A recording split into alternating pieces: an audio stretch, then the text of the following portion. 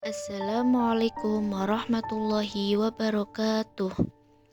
Pada video ini, saya akan membahas sebuah novel yang berjudul Ayat-Ayat Cinta karya dari Habibur Rahman El-Shirazi yang diterbitkan pertama kali pada tahun 2004. Novel ini menjadi novel yang bestseller, sehingga novel ini dijadikan film di layar lebar dan mulai ditayangkan sejak tahun 2008.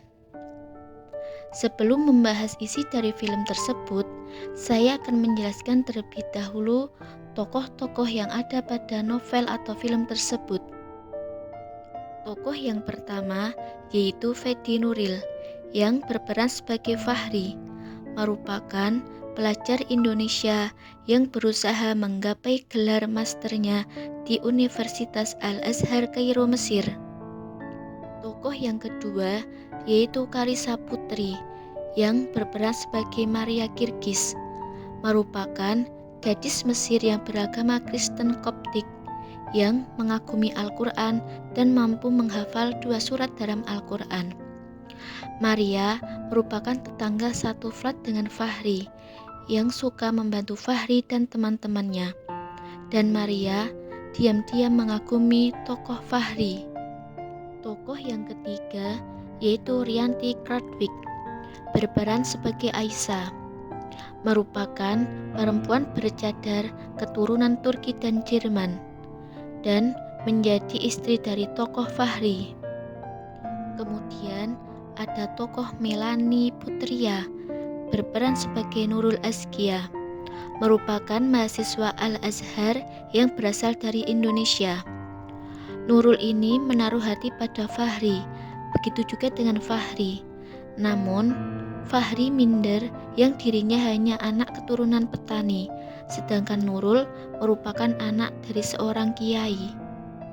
Yang terakhir, yaitu ada tokoh Saskia Adgamika yang berperan sebagai Naura Bahadur, merupakan tetangga satu flat dengan Fahri yang selalu disiksa oleh ayahnya sendiri. Fahri berempati dengan Naura, namun Naura mengharap lebih dari empati Fahri. Setelah mengetahui tokoh-tokoh yang ada pada novel atau film Ayat-Ayat Cinta, saya akan menceritakan sedikit isi dari novel atau film tersebut.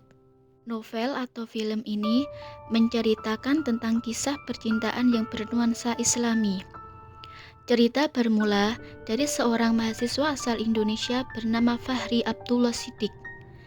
Ia seorang mahasiswa Universitas Al-Azhar Kairo, Mesir.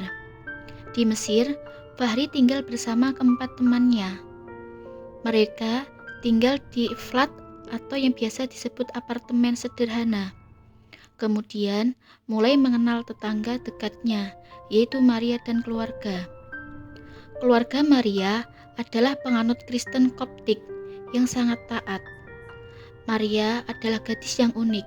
Ia seorang non-muslim namun mengagumi Al-Quran dan juga diam-diam mengagumi Fahri.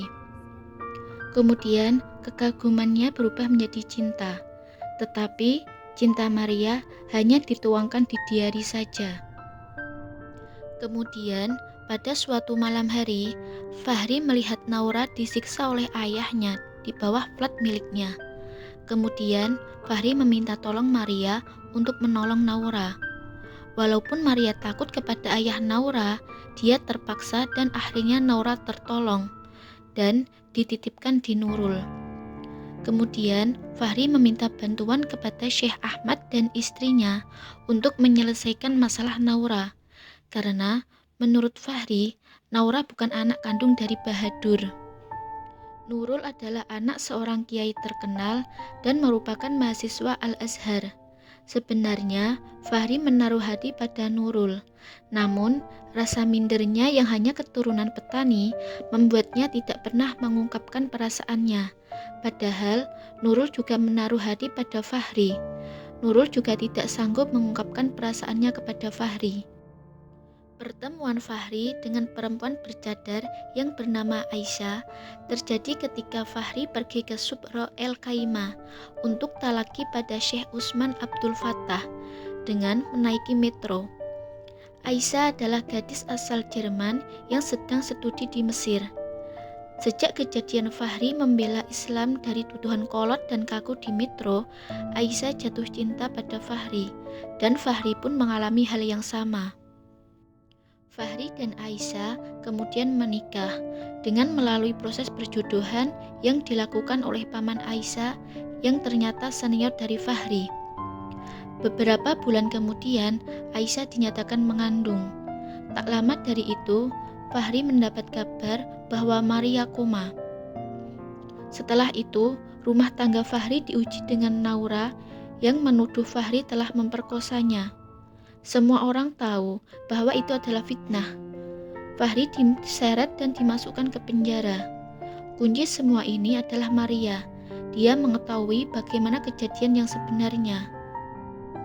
Kemudian, Aisyah menjenguk Maria yang sedang koma. Kata dokter, hanya orang yang dicintai Maria yang dapat menyembuhkannya. Maka, Aisyah meminta Fahri untuk merekam suaranya yang nanti akan didengarkan ke Maria. Tetapi belum sadar juga. Kemudian Aisyah membawa Fahri untuk menemui Maria secara langsung, dan Aisyah menyuruh Fahri menyatakan cintanya kepada Maria. Sebelumnya Fahri tidak mau, tapi itu demi kebaikan bersama. Akhirnya Fahri menyatakan cintanya. Setelah itu Fahri langsung menikahi Maria, dan beberapa saat kemudian Maria pun sadar. Akhirnya Maria pun masuk Islam. Sidang penentuan tiba.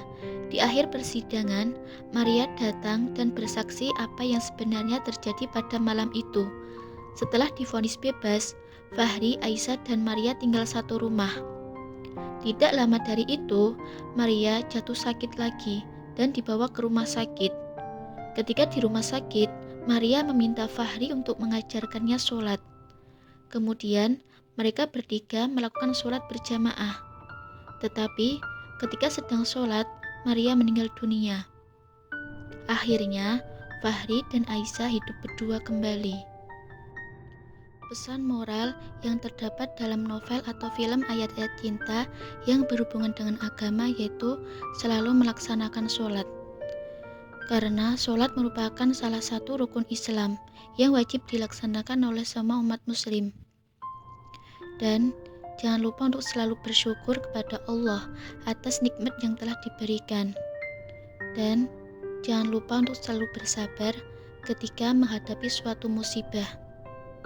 Pesan moral yang berhubungan dengan masyarakat yaitu untuk selalu tolong-menolong. Karena tolong-menolong merupakan sikap yang selalu dibutuhkan masyarakat. Karena setiap manusia tidak bisa hidup sendiri.